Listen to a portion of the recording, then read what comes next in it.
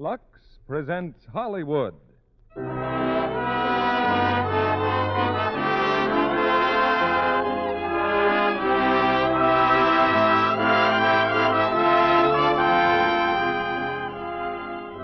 Lux Radio Theatre brings you Bette Davis, Herbert Marshall, and Vincent Price in The Letter.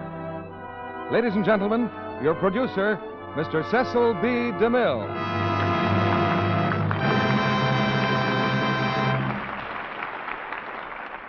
Greetings from Hollywood, ladies and gentlemen. Some stars are born to fame. Others have fame thrust upon them. Then there's a third kind, like Bette Davis. All the honors in Hollywood have come to her at one time or another. Those who judge stars by box office value place her among the leaders. Those who judge by purely artistic standards accord her the same position. She's won the Academy Award twice, and yet I doubt whether Bette has ever been completely satisfied with one of her performances. Like most great artists, she always found some detail that might be improved, but neither the box office nor the critic judge as harshly as her own instinct. Tonight, we present Bette Davis in The Letter by Somerset Maugham. She gave one of her finest performances in the Warner Brothers picture, and that was only fitting, because it was in another Maugham story called Of Human Bondage that Bette really came of age as an actress. The Letter packs the drama of a lifetime into a few weeks of love and violence and death. It's a great play for a great actress. But you'll hear more than one star performance, because Herbert Marshall will play opposite Bette in the same part he had in the picture. And our third star is Vincent Price, who makes his first appearance here tonight. When I was first connected with the theater, the audience which enjoyed a production like this was limited to the few hundred people who could crowd into a Broadway playhouse. You can picture the riot there'd be if tonight's stars were appearing on Broadway for one night only. But today, Lux Flakes has made it possible for 30 or 35 million people to hear the play at the same time, and every one of you has the best seat in the house. The soldier in New Guinea is in the third row center, right beside the banker who is listening from his Park Avenue apartment. And Lux Flakes is at work in both places, in millions of American homes and abroad, where a steel helmet may do double duty as a washtub. Here's the curtain now for the first act of The Letter, starring Bette Davis as Leslie, Herbert Marshall as Robert Crosby, and Vincent Price as Howard Joyce.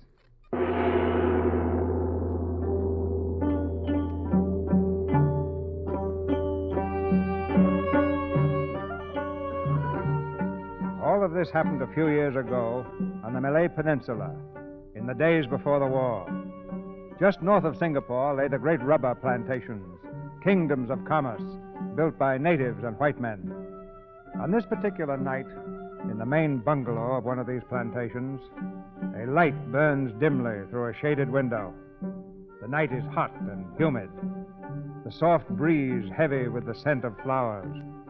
A clouded moon hangs low in the sky, filtering slowly through the trees, making patterns of shimmering silver on the ground.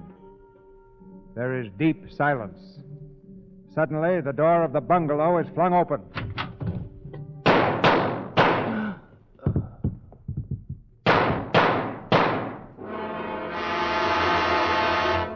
Missy, I hear a gunfire. Missy Crosby, I hear.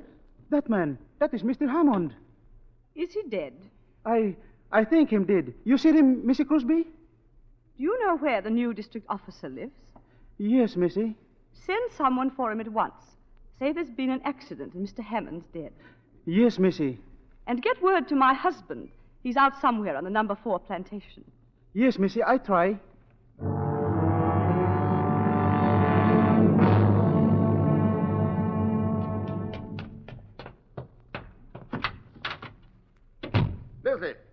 Leslie, where are you? Leslie, I'm here. Mr. Crosby? Yeah? I'm John Withers, the new district officer. Where's Mrs. Crosby? She locked herself in her room. She wouldn't see me until you came. Huh? Excuse me. Leslie, let me in. Leslie, darling, it's Robert. Leslie, what happened? Didn't they tell you? They said Hammond was killed. Is he Is he still out there? I had your head boy remove the body to a shed. Leslie, what happened? Tell me. He tried to make love to me, and I shot him. Leslie. Oh, Robert, I'm so glad There, you come. darling, there. Hold me tight. I'm so frightened. There's nothing to be frightened about. It'll be all right. Oh, there, now, that's better. I'll try not to do that again. Mr. Withers, I hope you'll understand. I didn't want to see anyone until my husband came. Yes, of course, I understand, Mrs. Crosby. Oh, Howard, come in. I got your message in Singapore. Howard, how nice of you to come. Naturally, I want to be here if I can help. Oh, you will help me. Us. In every way I can, as your lawyer and your friend. You're a dear. Mr. Withers, this is Mr. Howard Joyce, my attorney. How do you do? How do you do? How's Dorothy, Howard? Oh, she's very well and anxious to see you. Has her sister arrived from England? Adele? Oh, yes, she came last week. Oh. Oh, here now. Leslie, you better be rested. I do feel dreadfully faint. Come and lie down, darling. I'll get you a drink. I'm sorry to be so tired. Nonsense. You're being very brave. How long have you been here, Mr. Withers? About an hour. One of the Crosby houseboys came to fetch me. Was Hammond dead? Oh, yes. He was just riddled with bullets. What? Well, here's the revolver. All 6 chambers are empty. Here, you two. You better have a drink yourselves. Thanks, but I'm afraid I shouldn't. I'm on duty of a sort, you know. Well, I'll have one, Bob. You feeling any better, Leslie? Much better, thank you.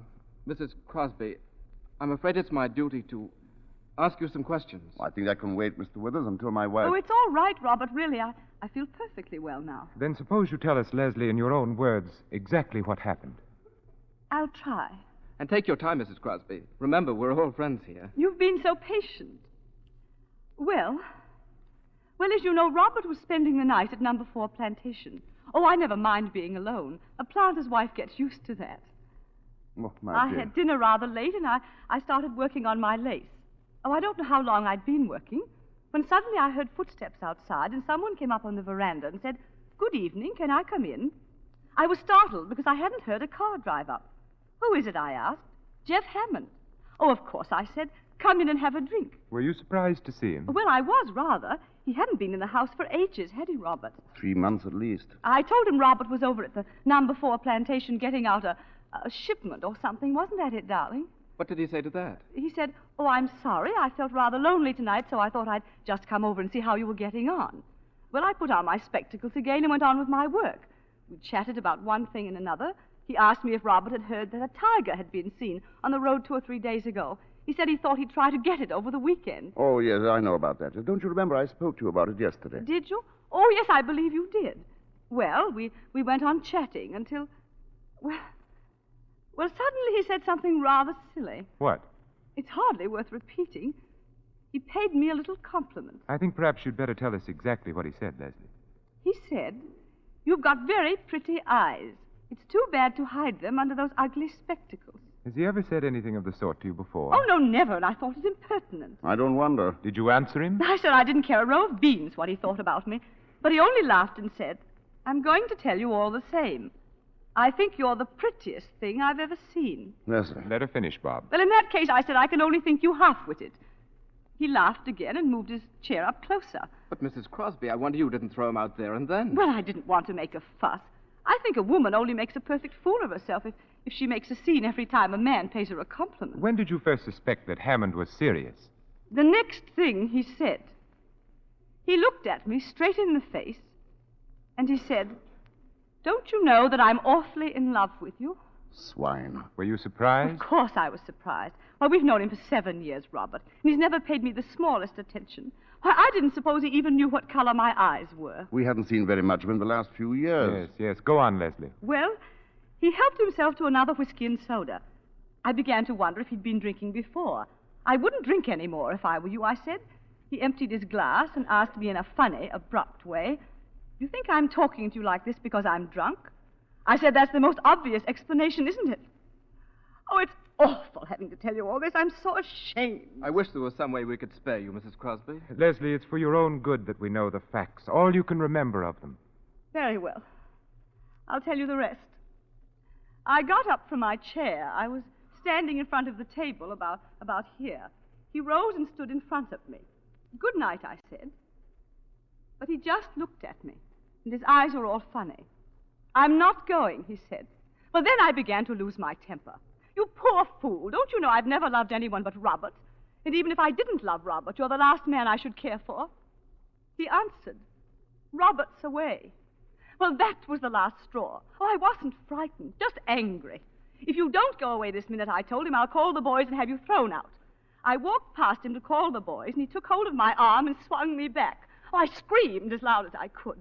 He flung his arms about me and began to kiss me. I struggled to tear myself away from him. Oh, he seemed like a madman. He kept talking and talking, saying he loved me. Oh, it's horrible. I can't go on. I'm very sorry, Leslie, but we'll have to know the rest. Well, he lifted me in his arms. I struggled to get free, but he was too strong. He started to carry me, and then he stumbled on those steps, and I got away from him. Suddenly, I remembered Robert's revolver in the drawer of that chest. He got up, but I reached it before he caught me. Oh, it was all instinctive. I didn't know what I was doing. I didn't even know I'd fired. I heard a report and saw him lurch toward the door. I followed him out to the veranda. He staggered across the porch and fell down the steps. I don't remember anything more, just the reports, one after another, until there was a funny little click, and the revolver was empty. And suddenly I looked down and saw him lying there, lying in the moonlight. It was only then that I knew what I'd done. My poor darling. Mrs. Crosby, may I say I think you've behaved magnificently? I'm terribly sorry we had to put you to the ordeal of telling us all this. Well, you were all very kind. It's quite obvious the man only got what he deserved. Withers, if you'll come with me, I'd like to see the body for a minute. Oh, yes. Yes, I'll take you to the shed. We'll only be a few minutes. My poor child. Oh, Robert, what have I done? You've done what any woman would have done in your place. Only 9/10 of them wouldn't have had the courage. And yet I'd give almost anything if I could bring him back to life. So horrible to think that I killed him. Leslie, why, there isn't a man or a woman in the colony who won't be proud to know you. Darling, we have been happy, haven't we? You've been the best wife a man could have. I'm grateful for all the time we've been together. Oh, Robert, don't say it that way. It sounds so in the past. Oh, nonsense. We've got most of our lives ahead of us. Oh, if only there was something I could do to help you right now.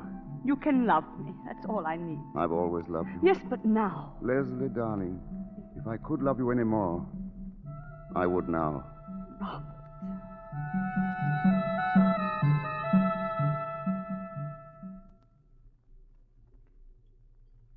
You have to be very indulgent towards my cooking, gentlemen. I can't vouch for it. Well, I can and will. Funny. The head boy running off tonight. Yeah, it is odd. Well, he couldn't have done any better than this, my dear. It's delicious. It certainly is. Thank you, gentlemen. I think we should start for Singapore as soon as we're finished. Right away. It's still dark, Howard. It'll be 8 o'clock by the time we get there. We'll ring the Attorney General and find out when we can see him. I think that's the first thing to do, don't you, Withers? Yes, I think that's the best thing to do. Would I have to be arrested? Well, you see, Mrs. Crosby, as a matter of fact, I think you're by way of being under arrest now. It's purely a matter of form, Mrs. Crosby. Shall I be imprisoned? Well, that's up to the Attorney General. But it's quite possible he'll be able to accept bail. He's a very good fellow. I'm sure he'll do everything he can. How do you mean, be able to accept bail? Well, my dear, it depends on what the charge is. What do you mean by that? I think it not unlikely that he'll say that only one charge is possible, and in that case, well, I'm afraid that an application for bail would be useless. What charge? Murder. Leslie. Oh, I'm quite all right. More coffee, dear. No. As a matter of fact, if we're going to leave, I'd better put a few things together. I won't be long. Let me do it, Robert. No, don't bother, dear. Oh, Leslie, Yes? there's just one question I'd like to ask you. Yes, what is it, Howard? Just before, when I was looking at Hammond's body, Oh, yes? it seemed to me that some of the shots must have been fired after he was lying on the ground. I'm afraid it sounds very cold-blooded. But I was so terrified I didn't know what I was doing. Everything was confused and blurred. Oh, well, there, Leslie, I shouldn't even have brought it up tonight. Put it out of your mind.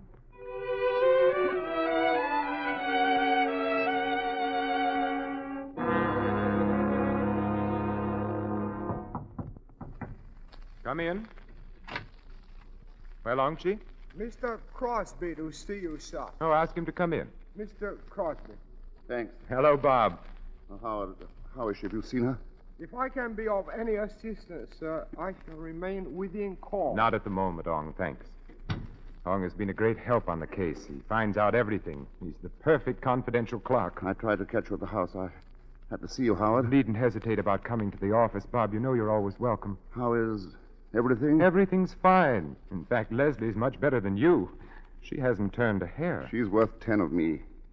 I don't mind confessing I'm all in.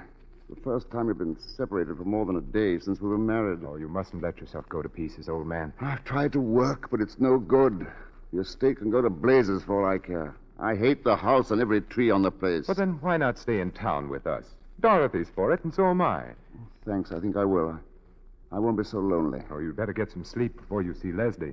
You don't want her to have to cheer you up. She's a plucky woman. It's monstrous they should have to keep her in that filthy prison all this time. They had no choice. Anyway, it's only a week now before the trial. Well, the whole thing's a farce. Why subject her to the ordeal of a trial? Because she admitted killing a man. A trial is inevitable. She shot him as she would have shot a mad dog. You don't have to convince me, Robert. You know, it's curious Hammond was able to keep his life so hidden. That gambling house he owned, and especially the Eurasian woman. Will she be one of the witnesses? And I shan't call her. I'll just produce evidence that Hammond was married to her. He managed to keep that manager's secret, too. Oh, I know you're busy, Howard. I can't tell you how grateful I am. Oh, nonsense. Now stop worrying. That's your lawyer's job. All right, thanks, old man. I'll see you up at the house. Yes? Mr. Joyce, Well, Long? if you are not too busy, sir, may I trouble you for a few words in private conversation? No trouble at all. It has to do with the case of the Crown versus Crosby. Yes? A friend has brought me information, sir, that there is a letter from the defendant to the unfortunate victim of the tragedy. Well, that's not surprising. In the course of 7 years, I have no doubt that Mrs. Crosby often had occasion to write to Mr. Hammond. But the letter, sir, was written on the day of his death. Well? You will recall that Mrs. Crosby had stated that until the fatal night, she had had no communication with the deceased for several weeks. This letter indicates that her statement is not in every respect accurate. Have you seen the letter? I have with me a copy, sir. The original is in the possession of a woman who happens to be the widow of Mr. Hammond, deceased. May I read it? Oh, certainly, sir. Of course, as I said, this is but a copy. Can you understand it, sir? Perfectly. Ong, it's inconceivable that Mrs. Crosby should have written such a letter. May I suggest, sir, that it would be well to make sure, since my friend is of the opinion that the letter would be of some interest to the prosecutor. I'm obliged to you, Ong. I'll give the matter my consideration. Very good, sir. Do you wish me to communicate that to my friend? It might be well if you kept in touch with him. Yes, sir. It might be very well.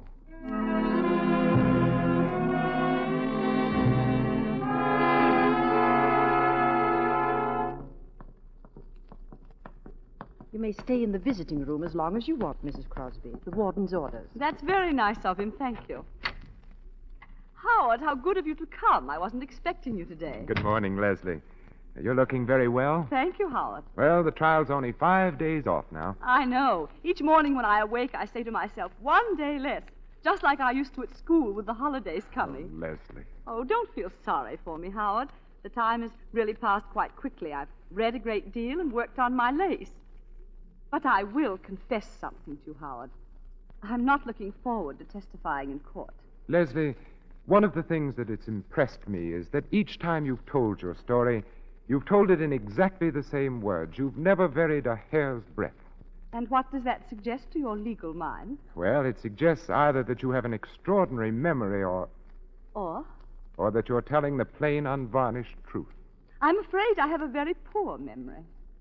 Leslie, I suppose I'm right in thinking that you had no communication with Hammond for several weeks before the catastrophe. Oh, quite. I'm positive of that. Let's see. Well, the last time we met was at a tennis party at the McFarrans. I don't think I said more than 2 words to him. And you hadn't written to him? Oh, no. At one time, you'd been on fairly intimate terms with him. How did it happen that you stopped asking him to anything? Well, we hadn't anything much in common. He was very popular, you know, and, well, there didn't seem to be any need to shower him with invitations. Are you quite certain that was all? Well, I may as well tell you. We heard about his wife. And once, just by chance, I actually saw her. Oh, well, you never mentioned that.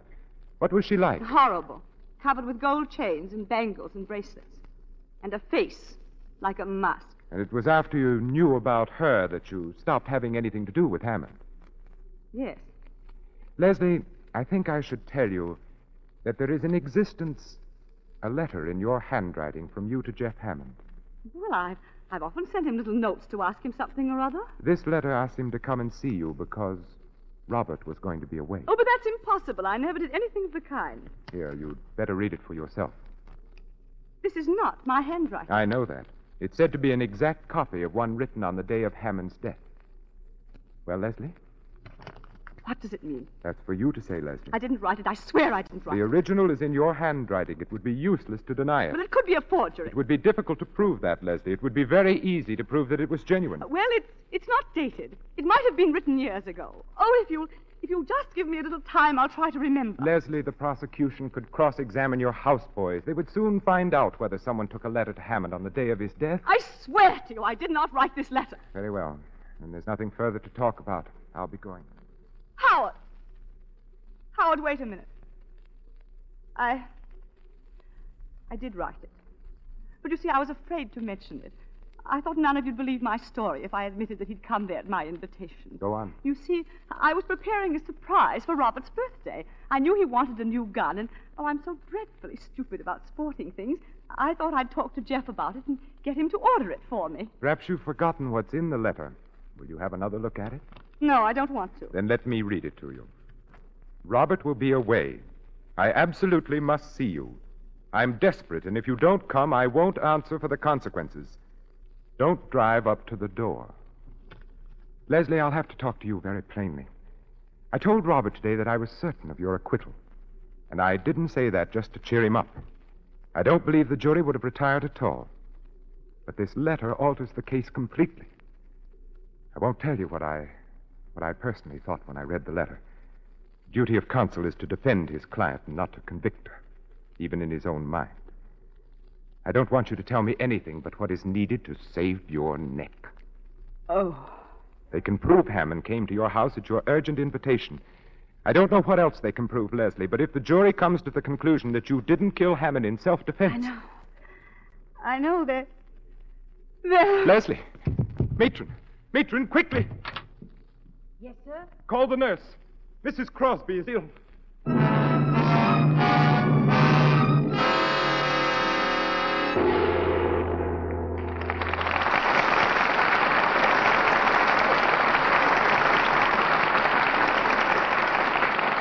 While we wait for Betty Davis, Herbert Marshall, and Vincent Price to return with Mr. DeMille for Act Two of The Letter, do you remember this tune?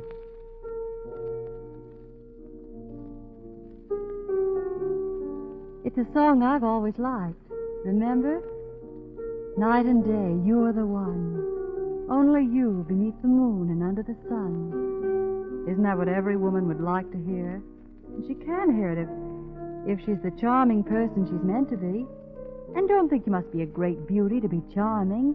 Think, don't you know women who aren't beautiful or even pretty, yet their whole being draws you to them. They're warm and gay. Yes, aren't they always very dainty, flower fresh and immaculate?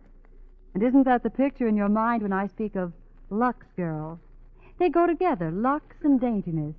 Yes, because these gentle Lux flakes make this appealing quality so very, very easy to have. We women are busy. Oh, yes, there's so much to do these days. But all the more reason to remember Lux. It's so quick. That dainty habit of dipping under things daily in Lux, a little thing seemingly, but a major part of charm. So let's never be too busy to use Lux Fake Flakes for undies each day. The ABC of charm is Lux. Then you're sure to hear from the one you want most to hear it from. Night and day, you are the one. Only you beneath the moon and under the sun. We pause now for station identification. This is CBS, the Columbia Broadcasting System.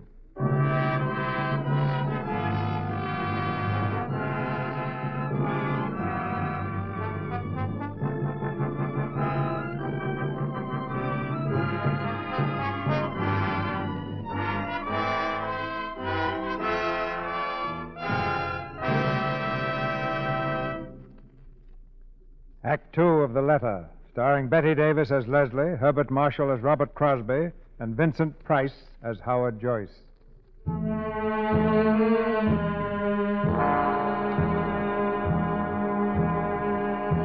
that split fraction of a moment, before her mind slipped into blackness, Leslie Crosby realized that the letter she had written to Jeff Hammond was damning evidence. Evidence enough to hang her. Now, a few minutes later, in the first aid room of the prison hospital, she leans wearily back in a chair, her eyes half closed. I'm afraid I've made rather a mess of things. I'm sorry. For Robert, not for me. You've distrusted me from the beginning, Howard. That's neither here nor there, Leslie. Who's got the letter now? The Eurasian woman who was Hammond's wife. Oh. Howard, are you going to let me be hanged? What do you mean by that, Leslie? You could get hold of the letter. Do you think it's so easy to do away with unwelcome evidence? But surely nothing would have been said to you if the owner wasn't prepared to sell it. That's quite true. But I'm not prepared to buy it. Oh, but it wouldn't be your money. Robert has saved some. I wasn't thinking of the money. I don't know if you will understand this, Leslie, but I've always thought of myself as an honest man. You're asking me to do something which is no different from suborning a witness. Do you mean to say that you can save me and you won't? What harm have I ever done you? You can't be so cruel. I want to do my best for you, Leslie. But a lawyer has a duty to his profession and to himself. I can't do what you ask. Oh, poor Robert. He doesn't deserve it. He's never hurt anyone in his life. He's so kind and simple and good. And he trusts me so. I mean everything to him, everything in the world. And this will ruin his life. Oh, I know what you're thinking. You despise me. You think he's well rid of me if they do hang me. It isn't important what I feel about you. Do you understand? But I'm going to do what I can. Oh, Howard. Bob will want to know what the money's for. Will it be a very large sum? Well, I imagine this woman has a pretty shrewd idea of the letter's value. You won't have to show Robert the letter, will you? I'll do everything possible to prevent it. He'll be an important witness, and he should be as firmly convinced of your innocence as he is now. And after the trial? I'm going to try to save your life. Oh, if Robert loses his trust in me, he loses everything. It's strange that a man can live with a woman for 10 years and not know the first thing about her.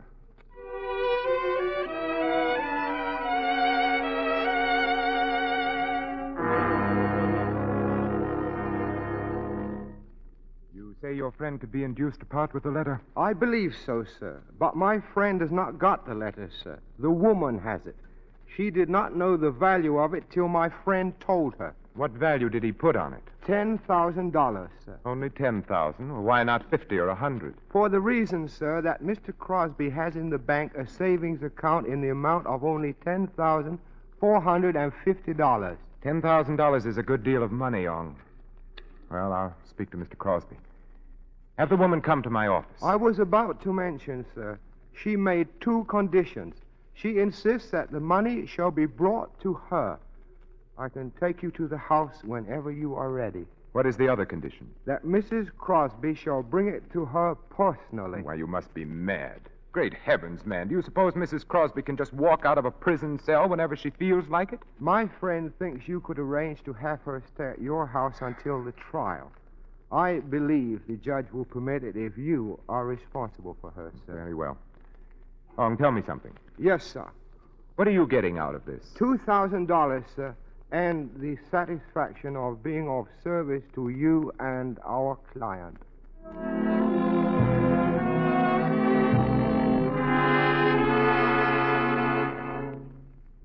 Sit down, Howard. I've taken the liberty of ordering for you. Oh, thanks. You're looking more cheerful, Bob. I feel better since this morning. I guess you're finally convinced that we have nothing to worry about. Well, as a matter of fact, Bob, something has come up. Oh, it's nothing very much, but I thought I'd better have a talk with you about it. Yes? Well, it seems Leslie wrote a letter to Hammond asking him to come to the bungalow on the night he was killed. Why, that's impossible. You heard her say she'd had no communication with him for weeks before it happened. Nevertheless, she did write the letter. She wanted his advice on something she was buying you for your birthday. Your birthday was about then, wasn't it? Yes, it was the end of April. In the excitement, she forgot the letter at the time and then later was afraid to say she'd made a mistake. But that's not like Leslie. She isn't afraid of anything. This was a pretty serious mistake, and she realized it. Who has the letter? Hammond's widow. She threatens to turn it over to the prosecution. Well, what if she does? Leslie can explain it in court just as she explained it to you. Yes, but don't you see, it might alter things a good deal in the minds of the jury if Hammond came to your home by invitation. Well, what's to be done about it? I think we must get hold of that letter. I want you to authorize me to buy it. I'll do whatever you think is right. All right, buy the letter. I'll pay you back whatever it costs. Good. Now put the matter out of your mind. Oh, by the way, Leslie will be at the house tonight. I've arranged to have her released pending trial.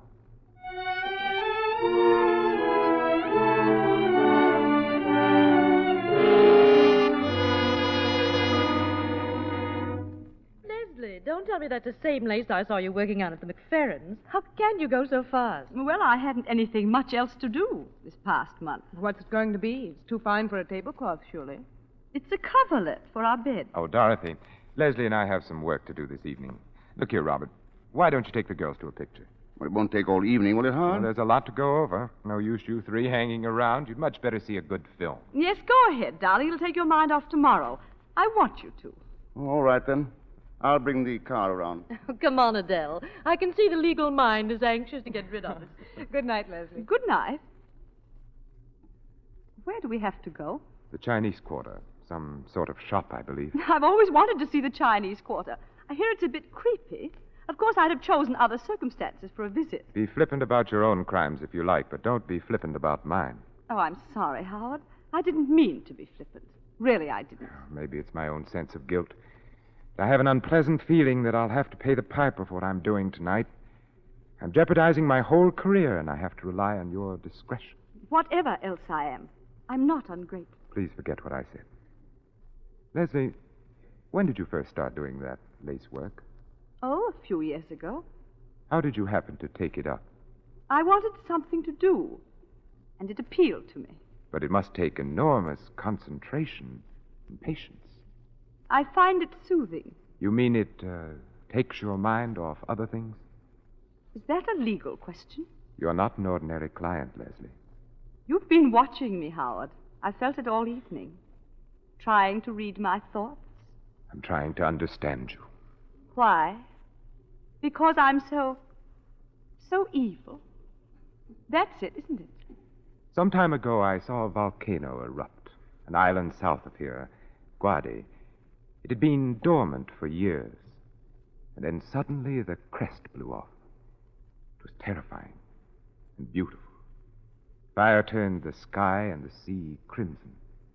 And 3 villages melted into ashes. Well, it's time we were starting. Ong Chi will be waiting for us.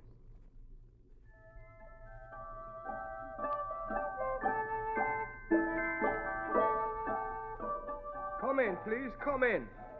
This is the shop of my friend. If you will wait here, I shall return in just a moment. And let's not be too long about it, Ong. I will speak to the lady at once, sir. They seem to have a little of everything to sell here. Yes, most of these shops do. That looks like good jade. And this dagger. See the workmanship on the ivory handle? Imagine all that on a knife. He who kills with an unworthy tool commits 2 crimes, one against himself. Will you follow me, please? The lady will see you now.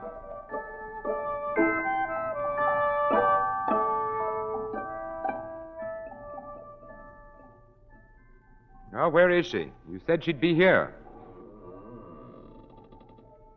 She is coming, sir. Well, what is she standing there for? Ask her if she has the letter. Yes, sir. 那個風是係什麼風聲？ Gilgen nuyen twigamo. How munque? Gil twigamo. Mrs. Crosby, I regret, but the veil that you wear over your head, Mrs. Hammond requests that you remove it. Of course. Gil kui hanglai nishi. Mrs. Crosby, Mrs. Hammond has a further request. She wishes you to walk over to her. Now, look here. Tell her this is enough. Howard, it's all right. I don't mind. Ne seng oi fangsun. Ne nung gim hega. Heyunga deha. What does she say? Mrs. Hammond say You may have the letter if you will pick it up at 1/2 feet. Thank you.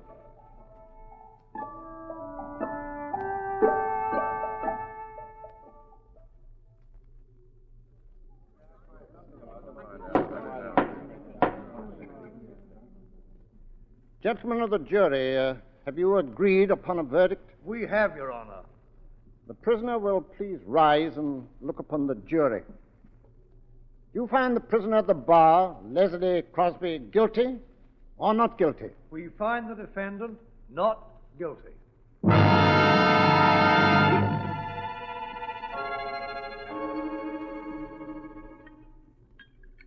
And from that day on, I made a solemn vow that I wouldn't make another cocktail until Leslie was acquitted. So if these aren't up to my usual high standards, remember, I'm out of practice. Oh, Dorothy, darling, they're wonderful and never been better. Robert Crosby, right now you wouldn't know what you were drinking. I guess that's right. I can't taste or think or feel. All I can do is keep saying to myself over and over, Leslie's safe. Darling. Well, ladies and gentlemen, anyone planning to bathe, shower, or sponge before dinner should be getting at it. Well, a shower for me. Oh, I've laid out some things for you, Leslie. Thank you. Darling, I'm going to tidy myself up a bit. No, don't go, Leslie. I shan't be a minute. Well, there's something I particularly want to talk to you about. And, Howard, I want to see you, too. I want your legal opinion. Oh, you do? Well, what's up? Well, I want to get Leslie away from here as quickly as possible. Well, I think a bit of a holiday would do you both good. No, I mean for good. But how could we? Well, you can't very well throw up your job. Well, I've got something in view that's much better. It's in Sumatra. We'd be away from everybody, and the only people around us would be Dutch. We'd start a new life. The only thing is that you'll be awfully lonely, darling, at the start. Oh, I wouldn't mind that. I'd like to go, Robert. I don't want to stay here. That settles it, then.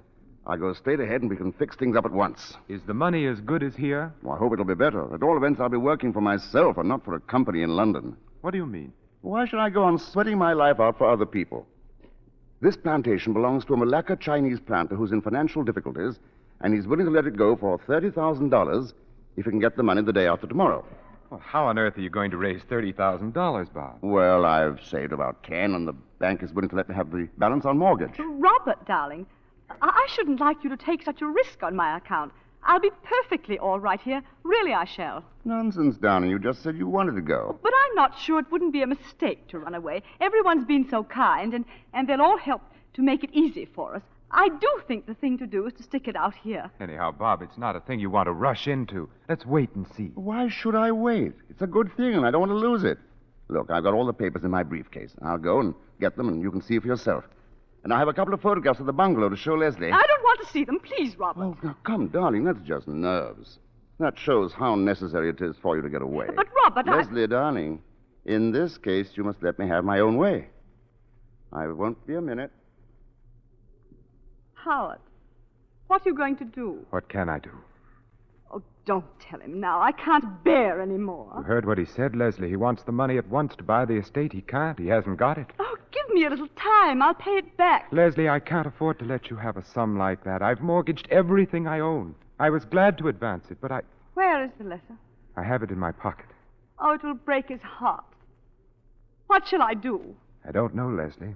If I tell him, he'll want to see the letter, of course. Here we are. But he's coming. It's up to you, Leslie. Oh, tell him. Tell him and have done with it.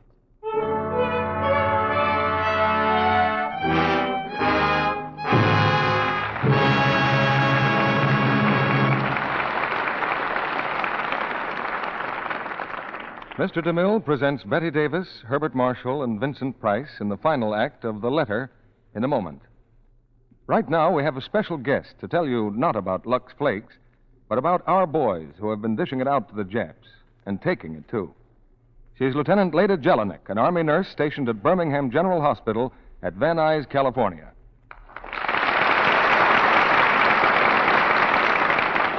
I suppose you're quite busy these days, Lieutenant Jelinek. Yes. Many of the casualties from our Pacific campaigns come back here. Boys who've been in tough battles. But they're on the road to recovery now. You know, about 97% of our wounded men live to tell the stories of their adventures. That's certainly a high percentage. Thanks to the quick treatment they get. Drugs administered right on the field give a man a fighting chance even before he gets to the hospital. and that's why I'm here tonight. I want to say thank you to you women of America for the used fats you saved, fats that help make many of those medicines, things like sulfa ointments, opiates, and tannic acid for burns. Your used kitchen fats are made into hundreds of military medicines we use every day. We need them desperately now, and will continue to need even more as we carry the attack to the enemy. So, please, keep right on saving used fats and turning them in. The medicines they make will help bring these boys back alive. Thank you, Lieutenant Leda Jelinek. Yes, ladies, every drop of grease from your frying pan or broiler will help make more of those life-saving medicines. So put aside a tin can of any size or shape, never use glass, and pour in every drop of used fat. Don't throw out even a spoonful, no matter how burned or black or smelly it is. Just a tablespoonful a day will add up to a pound a month. And your butcher will give you 2 meat ration points for each pound, as well as 4 cents when you turn it in. Within 3 weeks, it will be ready to be made into life-saving drugs. Remember, your used kitchen fats may save a wounded man's life. Now, Mr. DeMille returns to the microphone. After the play, we'll ask Betty Davis about a certain special hobby of hers. But now here's the curtain for the third act of The Letter, starring Betty Davis, Herbert Marshall, and Vincent Price.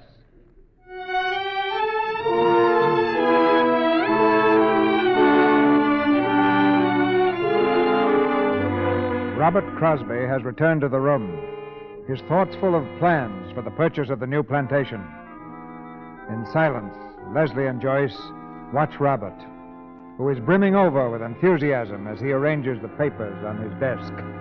This is really a handsome estate. We'll be stealing it for $30,000. Bob, I don't like to throw cold water on your plans, but hasn't it struck you that the costs of what we've been through will be pretty heavy? Costs? Oh, yes, the legal expenses. Oh, no, I'm not going to charge you anything for my own services. But there are certain out-of-pocket expenses. Well, that's awfully decent of you. I'm not sure I can accept that. But what do these other expenses amount to? Well, the principal item is that letter of Leslie's I mentioned to you. Oh, yes, I'd almost forgotten. You were going to... I had to pay a great deal of money for it. Well, if you thought it necessary, I'm not going to grouse. How much was it? $10,000. $10,000? Why, you must have been mad. You may be quite sure, Bob, I wouldn't have given that if I could have got it for less. But that's every cent I have in the world. Why didn't you let them bring the letter in and explain it to the jury? I didn't dare. Do you mean it was absolutely necessary to suppress it? If you wanted Leslie acquitted. But what was there in the letter? I told you at the time. It was very stupid of me, Robert. I remember now. You wrote to Hammond to ask him to come to the bungalow. Yes. You wanted to get something for me, didn't you? Yes, I wanted to get you a gun. He knew all about that sort of thing, and you know how ignorant I am. Buying that letter was a criminal offense, wasn't it? Well, it's not the sort of thing a respectable lawyer does in the ordinary way of business. It was a criminal offense. Yes, it was. I might be disbarred for it. Then why did you do it? You of all people. What were you trying to save me from? Leslie, you knew I was buying a gun from Cameron. Why did you want to make me a present of another? Well, how should I know you were going to buy a gun? Because I told you. Well, I'd forgotten. I can't remember everything. You hadn't forgotten that. What do you mean, Robert? Why are you talking to me like this? Who has the letter now? I have. Where is it? Bob, it's not your letter or mine. I've got to pay $10,000 for that letter. I'm going to see it. Let him see it. Thank you. Robert will be away. I absolutely must see you. What does this mean? It means that I was in love with Jeff Hammond. No, you couldn't. We'd been in love for years. It's not true. I used to meet him constantly, once or twice a week. Every time we met, I hated myself for it. It was horrible. I loathed myself. I was like a person who was ill. Then came a time about a year ago when he began to change toward me. Oh, I didn't know what was the matter. I was frantic. I made scenes. I threw myself at his feet. Leslie. Then I heard about that native woman. Oh, I couldn't believe it. I wouldn't believe it. At last I saw her. I saw her walking in the village with those hideous spangles and that chalky face and her eyes like a cobra's eyes. I couldn't give him up. I sent for him. You've read the letter. Oh, we'd always been so careful about writing before, but this time I didn't care. I hadn't seen him for 10 days. He came and I told him I knew about his marriage. Oh, at first he denied it. I was frantic. I don't know what I said to him. I hated him because he'd made me despise myself. I insulted him. I cursed him. At last he turned on me. He told me he was sick and tired of me. But it was true about the other woman, that she was the only one who really meant anything to him. He said he was glad I knew, because now I'd leave him alone. I knew that if he went out that door, I'd never see him again. I hardly know what happened. I seized the revolver and fired. He gave a cry, and I saw it hit him. I ran after him, and I fired and fired and fired until there were no more cartridges. That's what happened. And I have no excuse for myself. I don't deserve to live. How could you do this? How could you? I'm sorry. I shouldn't let myself go. I've got to think. Leslie. Well? He's going to forgive you. Yes. He's going to forgive me.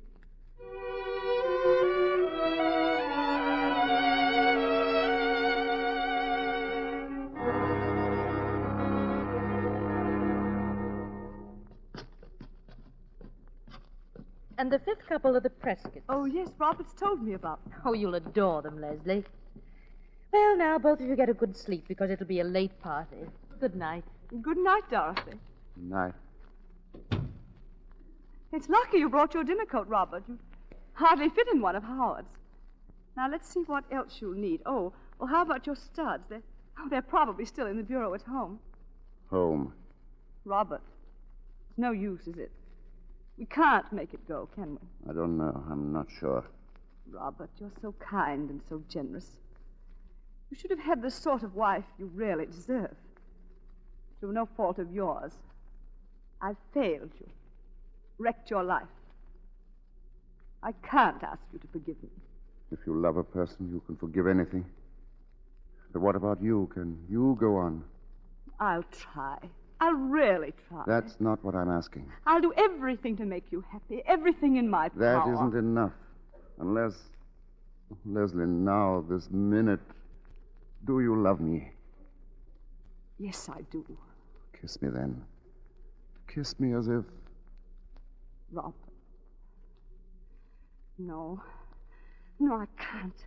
I can't. Leslie, I can't. tell me, Leslie, what is it?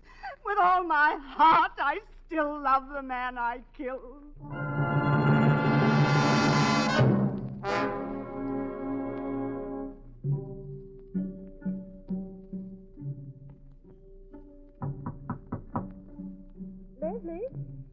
Leslie, let me in. My dear, they're all waiting for you. This is your party, you know. I'm sorry, Dorothy. I took rather long to dress. Why, Leslie, isn't that your lace work? Yes. Were you working on it just now? A little. I'm anxious to finish it. Oh, Leslie, please come downstairs. Of course, dear. In a few minutes. Very well. When did you first start doing that lace work, Leslie? I find it soothing. You mean it takes your mind off other things? I couldn't give him up. I sent for him. At last he turned on me. He was sick and tired of me. She was the only one who meant anything to him. She was the only one. I hardly know what happened. I seized the revolver and fired. Fired and fired and fired until there were no more cartridges. I have no excuse for myself. I don't deserve to live. I don't deserve to. Who's up there? Who is it? You, I see you there. Mr. Crosby. Come here. What you doing out there? I no want to come. She make me come. She tell me I come here. She? Missy Hammond. She tell me I come here. Bring dagger. Leave it outside window. Of course. Mrs. Hammond. Dagger, Missy. She bring dagger to you. She's here, then? Yes, Missy Hammond on path by gate. You no go in garden, Missy Crosby. She kill you. She wait there. That is what dagger mean. She kill you, you go in garden. Missy, you no tell police I come? Missy, you no tell police I come? Dagger, see the workmanship on the ivory handle. Imagine all that on a knife. He who kills with an unworthy tool commits 2 crimes, one against himself. I don't deserve to live. I don't deserve to live. I don't deserve to live. Leslie. Leslie. Yes? Leslie, you've got to do something about Robert. He's acting very strangely. What is it? I don't know. At first I thought he was drunk, but it's worse than that. I'll be right down. But where will you ship from, Crosby? Oh, it's near a good harbor, only 5-6 miles away. And I can ship my rubber for less money, or to get ahead fast. In 10-15 years, I can live in London, travel, do anything I please. Robert, will you come with me, darling, please? Not now, darling. Maybe later. I'm telling the boys about my new plantation. Sounds like quite a place. Of course, we'll miss Singapore. Our friends are here, and we've had some mighty fine times. No English people in that part of Sumatra, only Dutch and natives. Going to be a little lonely at first, maybe, but we'll get used to it. Robert. There'll just be the 2 of us. But my wife's a good sport. Always can count on her. She's not afraid of anything. And we'll have each other. That's the important thing. Stop it. I can't stand anymore. I can't stand it. Give me a drink. I want a drink.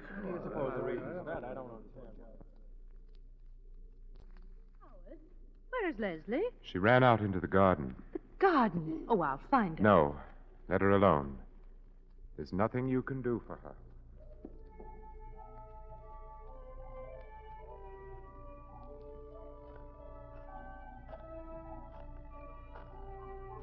You no go in garden. She kill you. You go in garden, Missy. See the workmanship on the ivory handle. She kill you. I couldn't give him up. I sent for him. Robert will be away. I absolutely must see you. I couldn't give him up. What does this mean? It means that I was in love with Jeff Hammond. That's not true. It means I was in love with Jeff Hammond. No. We'd been in love for years. Been in love for years. We'd been in love for years. Mr. Crosby, go back. Go back. Oh! You killed her. You killed her. Kui Ying say. Who is that? Don't move. The police. The police. Don't move, I will shoot. What do you do here? I do nothing. I tell her no go into garden. I tell her. This woman, she is dead. Kui Ying say. Ingadas se kui. She kill her. It was right she die. Leslie! Leslie! Leslie!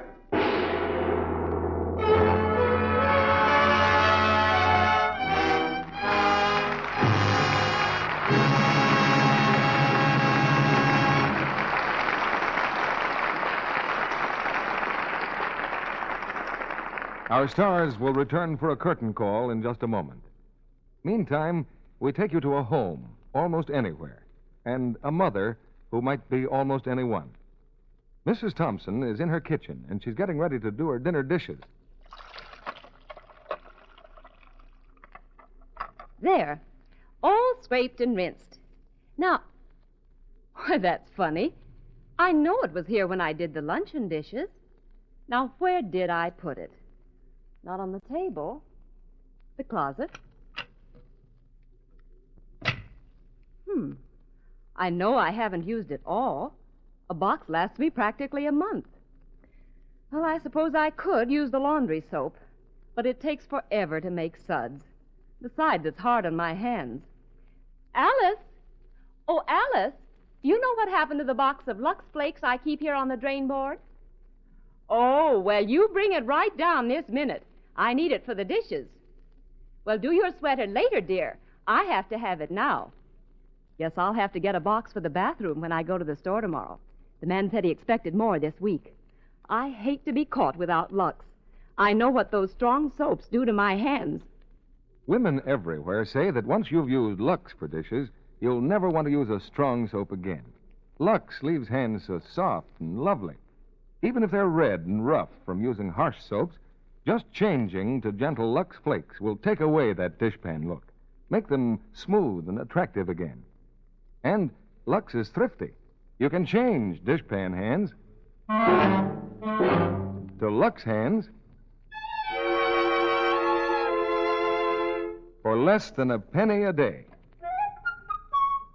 Now, here's Mr. DeMille with our stars. A curtain call is one of the oldest traditions in the theater. I don't believe it's ever been better earned than tonight. And coming back to the footlights now are Betty Davis, Herbert Marshall, and Vincent Price. It's a pleasure to be back, Mr. DeMille. I'd like to thank all the people in the cast for their excellent work tonight. Now, to most of us, Betty, your name stands for fine artistry in the theater. But I think that when this war is over, many, many thousands of soldiers will remember you for another reason. That being the Hollywood canteen which Betty started. I've seen the canteen in action, and it's a very fine thing to be remembered for. So that we can keep the record straight, let's give credit to the right people. There were really more than 6,000 who worked together in a team to make the canteen possible. I still say you coached that team, Betty. How many boys have visited the canteen, Betty?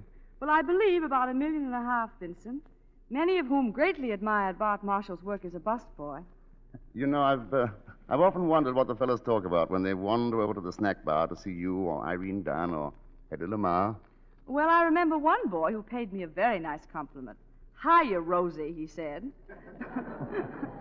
"I can't stand you on the screen, but you're certainly sweetness and light around here." Well, that's quite a tribute to your acting, Betty. Have you picked a play for next week yet, Mr. DeMille? Yes. And it's a roaring drama of the West. Republic's current screen hit in Old Oklahoma. And our stars will be Roy Rogers, Martha Scott, and Albert Decker. It's the story of a girl and a cowboy who discover romance as well as oil in the rich land of Oklahoma. And besides a thrilling drama, we'll also have the songs of Hollywood's great cowboy star, Roy Rogers. Very exciting evening, C.B. Good night. Good night. Good night. Good night. Good night. Any theater should be thankful for players like you three.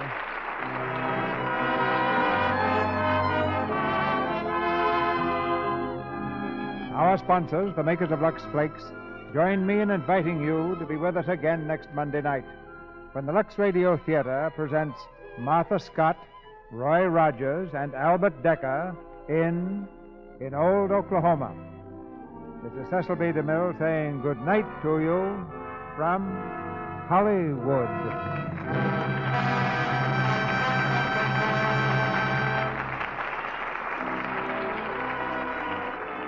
This week, all America salutes those women who are working in war-useful jobs. Women must get into the war with their hands as well as their hearts, until victory is finally won.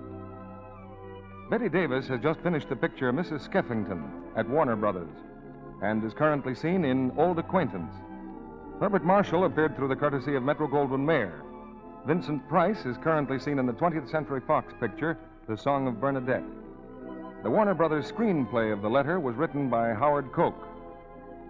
Heard in tonight's play were Charlie Lung as Ong Chi, Bea Benaderet as Chinese Woman, Richard Davis as Withers, and Frederick Warlock, Alex Javier, Regina Wallace, Paula Winslow, Joe Gilbert, Eric Snowden, and Charles Seal. This program is broadcast to our fighting forces overseas through cooperation with the Armed Forces Radio Service. Our music was directed by Louis Silvers. And this is your announcer, John M. Kennedy, reminding you to tune in again next Monday night to hear Martha Scott, Roy Rogers, and Albert Decker in the play In Old Oklahoma. Listen, everybody. Free vitamins for you and every member of your family. Your druggist will hand you a regular 50-cent package of famous Vims free with every large economy-size Vims you buy. A $2.25 value for $1.69. Remember, Vims are vitamin complete, have vitally needed minerals, too. Complete satisfaction with Vims or your money back. The offer is limited, so hurry to your druggist. Don't wait. Get your free Vims. This is CBS, the Columbia Broadcasting System.